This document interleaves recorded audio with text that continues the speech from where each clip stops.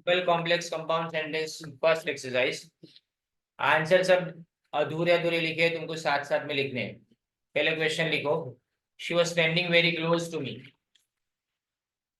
First question is she was standing very close to मी।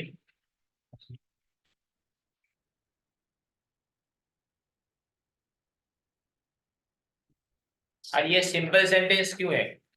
देखो, इसमें खाली वॉज है, अकेला एक ही वर्ब, ओनली वन वर्ब। बराबर। तो जिस सेंटेंस के अंदर सिर्फ एक ही वर्ब हो और जिसमें कोई भी कंजंक्शन ना हो, पर देखो कंजंक्शन होना वो यानी वो समझो कि एडिशनल थिंग में से आता है, पर मेन थिंग क्या, वर्ब खाली एक होना चाहिए। और फाइनाइट वर्ब मैंने वर्ड लिखा है, मैंने फाइनाइट वर्ब वर्ड लिखा है। इसका मतलब क्या कि जिस वर्ब से पता चले कि पास्ट टेंस है कि प्रेजेंट टेंस है उसको फाइनाइट बोलते हैं। इसमें मैंने वॉज लिखा देखा, तो इसका मतलब शी वॉज, तो मतलब मुझे पता चलता है पास्ट टेंस है। तो ये वर्ब से पता चलता है प्रेजेंट पास्ट, तो ये एक फाइनाइट वर्ब है। इसके अंदर स्टैंडिंग भी वर्ब है पर इससे प्रेजेंट पास्ट पता नहीं चलता, वॉज से पता चलता है। तो फाइनाइट वर्ब खाली एक है, तो इसलिए ये सिंपल सेंटेंस हुआ। राइट, तुमको तो सिंपल कंपाउंड कॉम्प्लेक्स लिखना है, पर मैं एक्सप्लेन करते जा रहा हूँ। अब देखो, so close that the perfume from her hair was tantalising. अब देखो ये सेकंड क्वेश्चन देखो, so close that the perfume from her hair was tantalising. तो इसमें मुझे बताओ वर्ब कौन सा है? खाली वाज टेंटलाइजिंग है, वाज टेंटलाइजिंग, क्योंकि वाज जो है ना वो तुम्हारे लिए कौन सा है? वॉज तुम्हारे लिए वर्ब पता चलता है इससे पास्ट टेंस से, बराबर नहीं? तो ये क्या हो गया तुम्हारे लिए? सिंपल सेंटेंस हो गया। अगेन देखो, इसमें दैट है कनेक्टिव, लेकिन फिर भी इसमें इग्नोर करना क्योंकि अपने पास वर्ब तो एक है। इसके बाद देखो, I wanted to raise my hand and touch her hair but she moved away. तीसरा, I wanted to raise my hand and touch her hair but she moved away. तो सबसे पहले तो देखो, पहला आई वॉन्टेड, बराबर, दूसरा है मूव्ड, दो वर्ब दिखे और दोनों पास्ट टेंस पता चलते हैं। पहला वर्ब कौन सा है? वांटेड। दूसरा कौन सा लिखा है? मूव्ड। और अगर कोई बोले कि टू रेज और टच भी तो वर्ब है, पर टू रेज से पता चलता है प्रेजेंट पास्ट नहीं, क्योंकि आगे टू लिखा हुआ है, मतलब ये तो इन्फिनिटिव हो गया। आगे टू लिखा हो तो क्या बोलेंगे? इसको इन्फिनिटिव बोलेंगे। और टच ये भी टू के साथ कनेक्टेड है, तो इसका मतलब ये भी इन्फिनिटिव यानी नॉन फाइनाइट हो गया। तो फाइनाइट वर्ब दो है, वांटेड एंड मूव्ड। अब अपने लिए कंफ्यूजन, क्या कंफ्यूजन? कि ये कंपाउंड है कि कॉम्प्लेक्स है? सिंपल तो है नहीं, तो अपने क्या देखने का? कनेक्टिव यानी कंजंक्शन कौन कौन से? एंड और बट। अब एंड और बट किस में से आते हैं? फैन बॉयज में से आते हैं, तो मतलब ये क्या हो गया? कंपाउंड, सीधा। राइट, देखो अब आगे नेक्स्ट वाला सेंटेंस लिखिए, only the scent of perfume still lingered where she had stood. Only the scent of perfume still lingered where she had stood.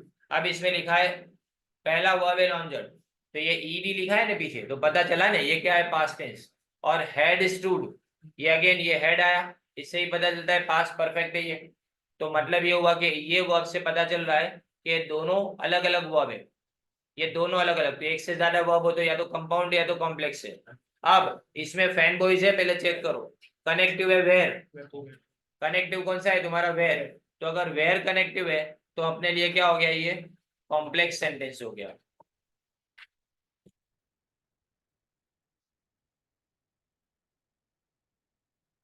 Then the door banged and the world was shut out again. Then the door banged and the world was shut out again. तो पहला verb है इसके अंदर देखो banged, और दूसरा was, बराबर है। दो वर्ब है इसके अंदर, बैंक से भी पता चलता है पास्ट टेंस है, वॉज से भी पता चलता है पास्ट टेंस, यानी दो वर्ब हुए। दो वर्ब यानी कंपाउंड और कॉम्प्लेक्स में से सिलेक्ट करना है।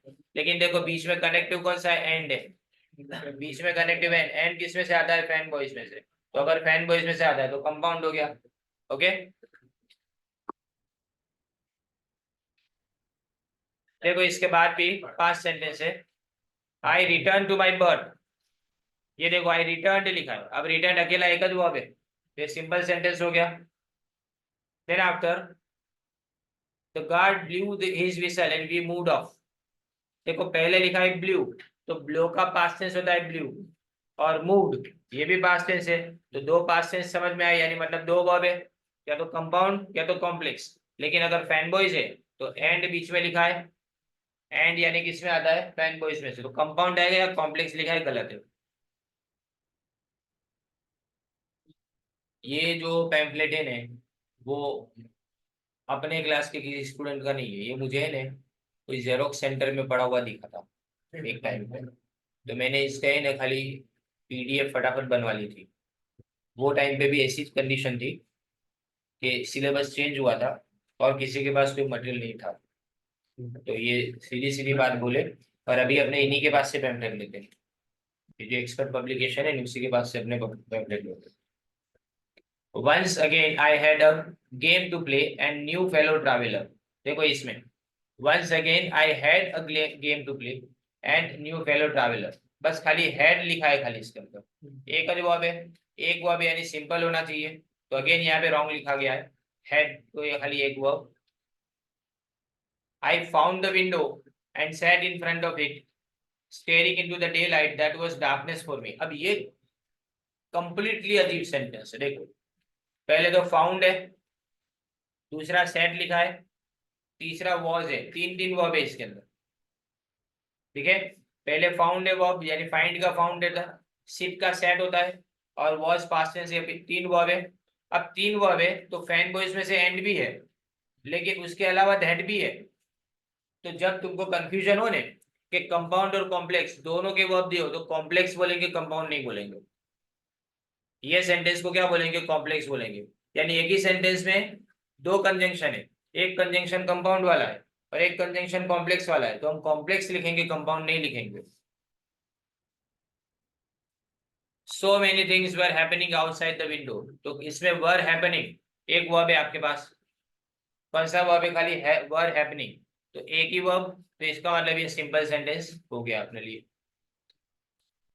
तो ये सिंपल कंपाउंड कॉम्प्लेक्स का टॉपिक